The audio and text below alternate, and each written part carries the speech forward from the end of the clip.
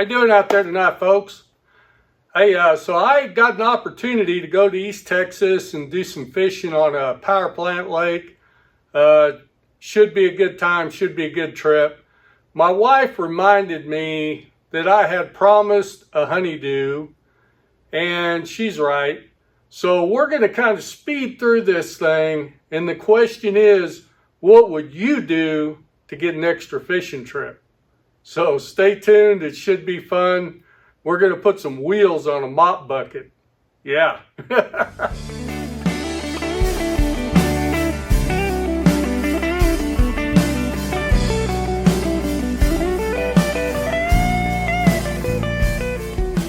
Okay, for today's video, we're going to use a piece of 1/8 inch masonite. It's not very thick, but I had it left over from another project, so we'll use it. Need something to mark it with, a Sharpie. I'm going to coat it with some varnish I had from another project again. Trying to reuse some old stuff around the shop. To cut it out, we're going to use a jigsaw or a saber saw, as they call it. We got some 1¼ inch casters that rotate 360 degrees. All right, so the first thing, have a good stable work platform to work off of. I've got a couple of sawhorses and put a couple of boards across there. So the first thing let's mark it out.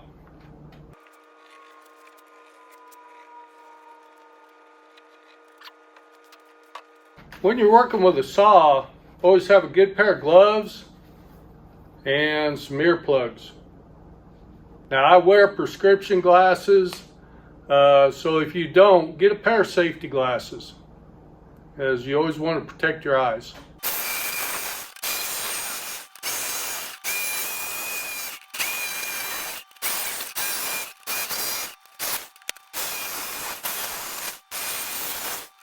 All right, step 1 is complete.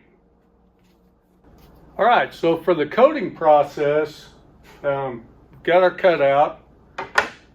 I'm just going to use a throwaway brush for the very thing. It's kind of one reason I'm using the varnish is it goes on pretty thick. Later in our projects, when we go to cutting out frames, picture frames, things like that, there's always going to be some little 1/4 inch pieces left over of wood.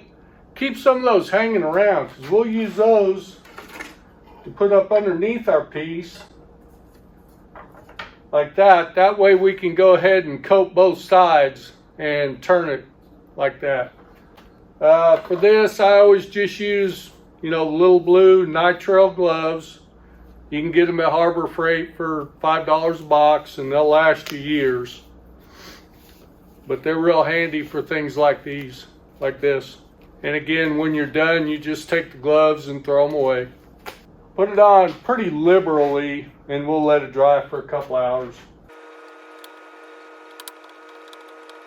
Now, the main thing I want to protect is the edges. So I'm going to go ahead and make sure and hit these edges real good.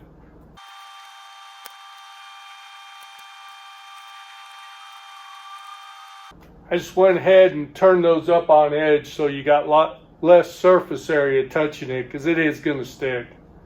And we'll probably come back and put a second coat on later, but we'll see. It went on pretty thick. And one thing I did want to show you too, when you're taking these gloves off and you got stuff all over your hands, or if you got any chemicals, you want to do this. Pull the first glove off, leave it on your fingertips, and use it to pull the second glove off. That way you don't get any residue on your hands. I'm going to go ahead and put some rivets in here.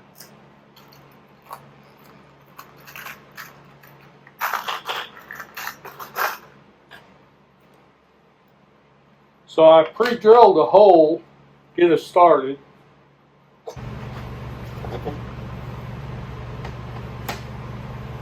We'll stick the rivet gun on there.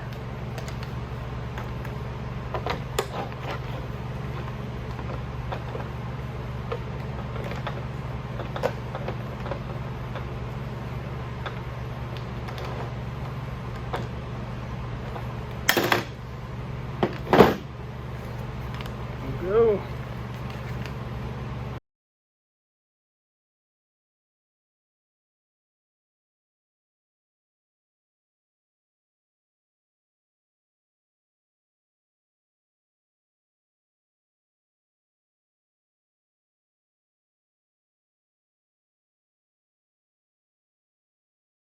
I'd be willing to bet that'll hold up. So we'll go ahead and do that to the rest of the other ones.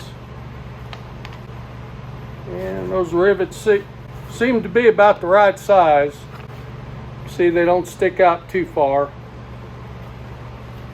Alright, for those of you who haven't never used a rivet gun, it's pretty easy. Just go ahead and drill a couple of holes.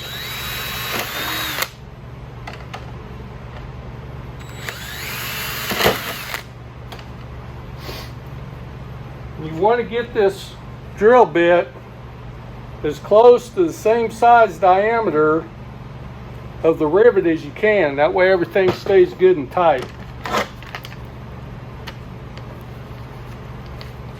Alright, then you simply put the rivet through the hole. Put the rivet gun over the nail portion of it. Press down, keep it tight. Then you squeeze till it pops off.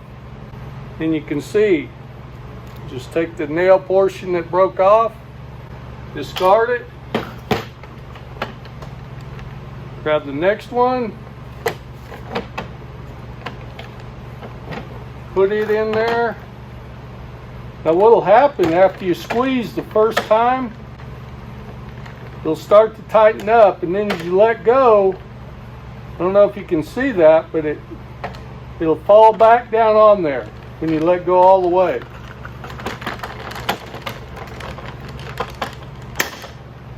Simply grab it, do it again. Paper.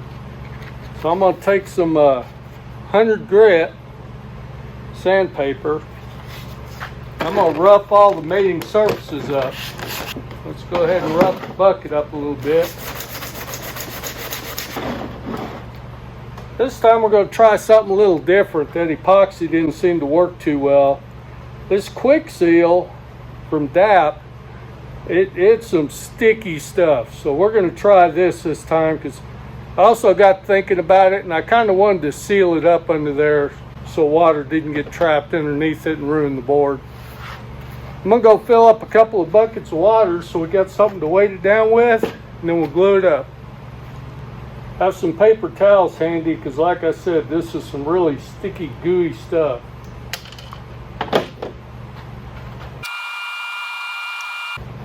I kind of picked this out also because there's going to be a gap from where those rivets came in.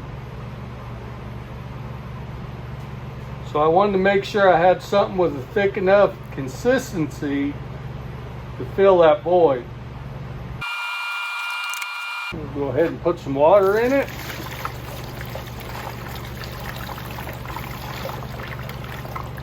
We'll put it in the other side so we don't splash it all around.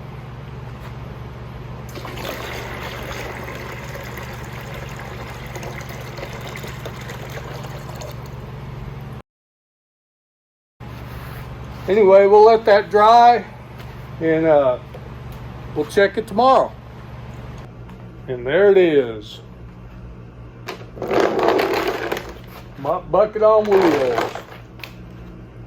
Which begs the question, what would you do to get an extra fishing trip? Heck, we'll see you next time. If you enjoyed this video, hit like and subscribe. Let's get out on the water and have a great day.